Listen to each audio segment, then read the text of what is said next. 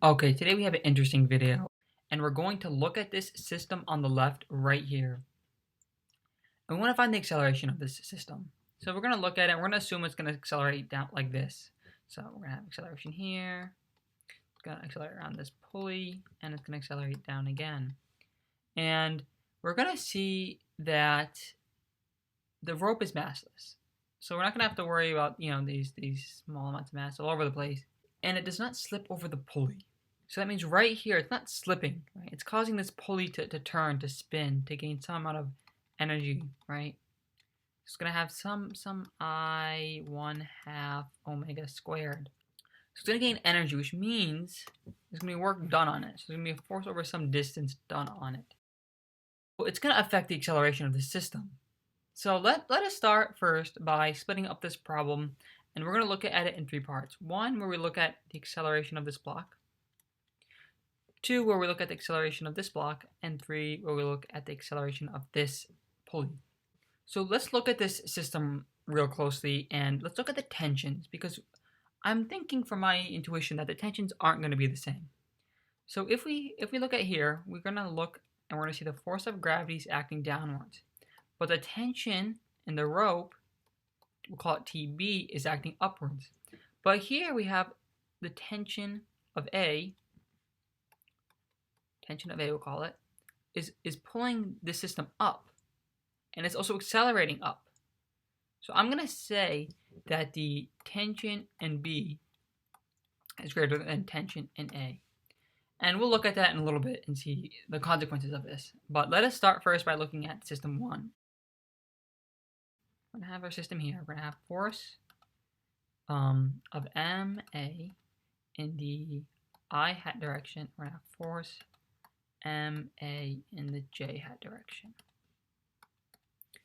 So we're going to look at our normal.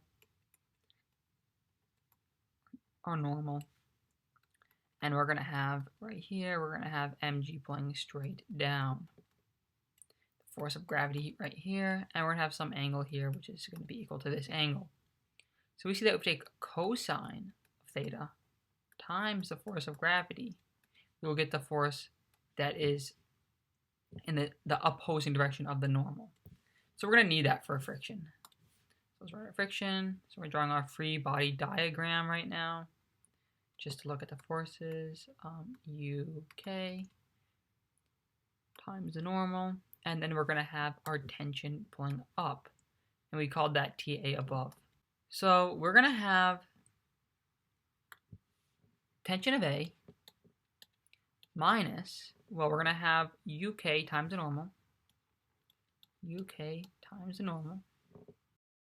and then we also have the force of gravity, which is just going to be this component. So it's going to be mg sine. So mass of A times g sine of theta. So now we know, let's look at this one. So we see that the sum of the forces is 0. It's not accelerating up, it's not accelerating down in this axis system. So we're going to say 0 equals the normal minus mag cosine of theta.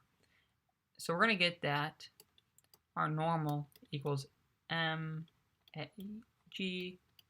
cosine theta, which means up here we're going to get mass times A, or mass of A times acceleration, and we're looking at this component right here right now, is going to be equal to tension of A minus ma, where I'm subbing this in for the normal, g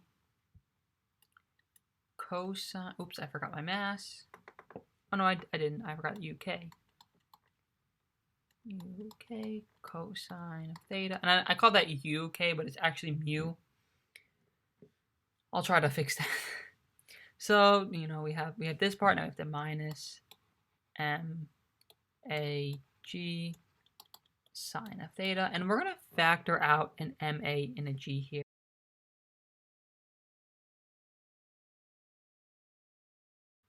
And that should be positive because we factor out a negative. So we're going to do this system now. And we see that we saw earlier that we have some force of gravity here. We have a tension up, which is, we called it TB. So we're going to say that F of B in the j hat direction is equal to the force of gravity minus TB, which also equals mass of B times the acceleration of the system. And we know that this is just equal to mg. There's no slope. There's nothing going on. So we're going to have mb times g minus tb equals mass of b times acceleration. And now let's look at this one. This is the one we're all excited for. So let us first draw the forces acting on this pulley. So we saw earlier we had a tension up here, and we had a tension B here. So we see though, when we look more closely at the pulley, we have this tension in B is causing the pulley to rotate down. And we see that because, well, this rope is moving down. And this mass is pulling this pulley and causing it to rotate this way. And this mass is causing the pulley to rotate the other way. So we can write this as this. Tension in B minus tension in A times the radius is equal to R cross F. We also see that in every instance they're orthogonal, right? So if you look here, this is orthogonal to the force acting on it. Here, it's orthogonal to the force acting on it. That means it's just R times F. So this is also equal to the moment of inertia times alpha. So let us now rewrite this. We're going to write T of B minus T of A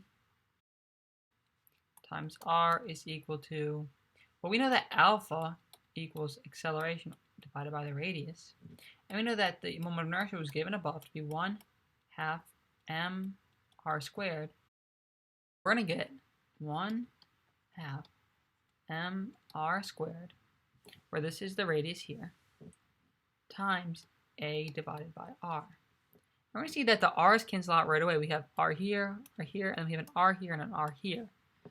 So we're going to get T of B minus T of A is going to be equal to 1/2 mass times acceleration. And what I'm going to do is I'm going to times a negative through this, the whole entire thing.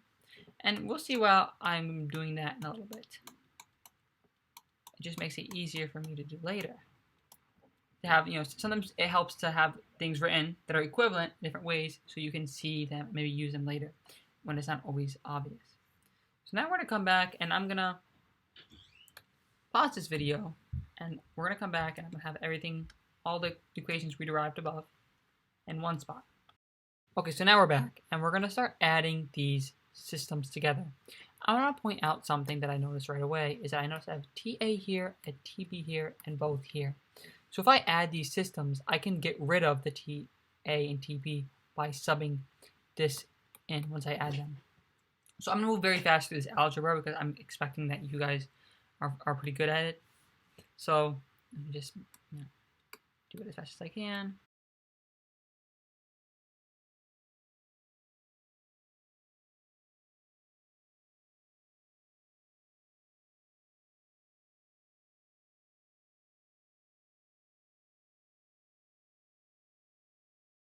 Now we're going to add this to both sides and factor out an A. So we're going to do A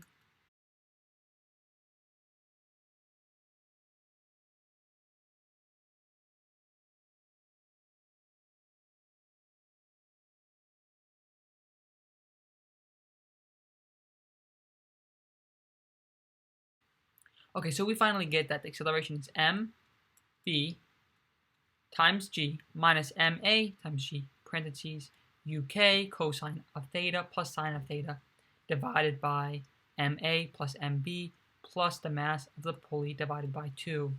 And that is our answer. And you can play around with limits. And if you take the limit as the mass of A approaches 0, well, let's see what happens. Lim of ma, which approaches 0. And let's do it as the mass of the pulley 2 approaches 0. Mass of pulley. This is of A, so we're going to get that. Well, this term is going to be mb, right? Nothing's happening there. This goes to 0, so 0 times any number 0, so plus 0. This goes to 0, this goes to 0, we get mb. And that's also just equal to g. So if we look back at our picture, we see that if this went to 0, this would just fall at an acceleration of g, and that makes perfect sense because it would just free fall. So that's it for today's video. I hope it was beneficial. I will leave the algebra here because I just blasted through it. But it's hopefully it was helpful. Thank you. Bye.